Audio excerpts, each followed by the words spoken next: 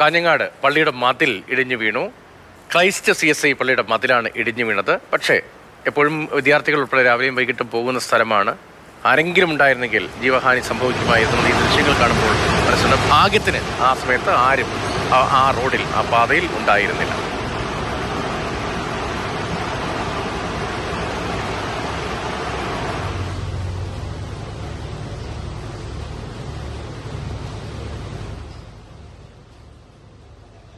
തീർച്ചയായും വലിയ അനാസ്ഥ പള്ളിയുമായി ബന്ധപ്പെട്ട അധികൃതർക്കുണ്ടായി എന്നത് തന്നെയാണ് നഗരസഭാ അധികൃതരുടെ ഭാഗത്തു നിന്നടക്കം വരുന്ന മറുപടികളിൽ നിന്ന് നമുക്ക് മനസ്സിലാക്കാൻ സാധിക്കുന്നത്.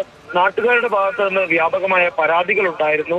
ഇതേ തുടർന്ന് നോട്ടീസ്, ഈ മതിൽ പൊളിച്ചു മാറ്റി പുതുക്കി ശക്തമായ മതിൽ നിർമ്മിക്കാനുള്ള നോട്ടീസ് അടക്കം നഗരസഭ ഇതിനോടകം തന്നെ നൽകിയിട്ടുള്ളതാണ്. എന്നാൽ അവരുടെ ഭാഗത്ത് നിന്ന് യാതൊരു തരത്തിലും അനുകൂലമായ ഒരു പ്രതികരണമല്ല ഉണ്ടായിട്ടുള്ളത്. ഇപ്പോൾ നമുക്ക് ആ ദൃശ്യങ്ങളിൽ നിന്ന് തന്നെ കൃത്യമായി കാണാൻ സാധിക്കുന്നത് മതിലെന്ന് പോലും പറയാൻ കഴിയാത്ത രീതിയിൽ, മതിലിന് സമാനമായ രീതിയിലുള്ള ഒരു നിർമ്മിതി, അതും ഉച്ചയ്ക്ക് 2:30 കൂടിയാണ് ഈ ഒരു അപകടം ഉണ്ടാകുന്നത്. ഒരല്പം വൈകിയിരുന്നെങ്കിൽ സ്കൂൾ വിട്ട് കുട്ടികളടക്കം ധാരാളമായി സഞ്ചരിക്കുന്ന ഒരു റോഡിലേക്കാണ് ആ ഒരു മതിൽ തകർന്നു വിടുന്നത്. തൊട്ടപ്പുറത്തുള്ള സ്വകാര്യ വ്യക്തിയുടെ ക്വാർട്ടേഴ്സിന്റെ മതിലടക്കം തകർത്തിരിക്കുന്നു. ഒരു റോഡ് പരിപൂർണമായി മണ്ണിനടിയിലായിരിക്കുന്നു എന്ന് പറയുമ്പോഴാണ് ഈ ഒരു അപകടത്തിന്റെ വ്യാപ്തി നമുക്ക് മനസ്സിലാക്കാൻ സാധിക്കുന്നത്.